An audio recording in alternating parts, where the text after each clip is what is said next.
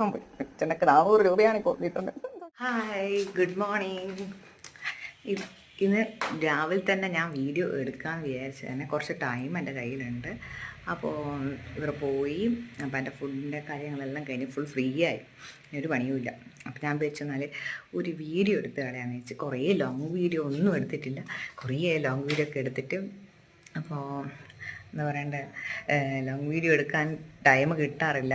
ചിലപ്പം വിചാരിക്കും എന്തെടുക്കണം എന്തെടുക്കണ്ടെന്നൊക്കെ ഷോർട്ട് വീഡിയോയിലേക്ക് കൊണ്ടുപോയിടും.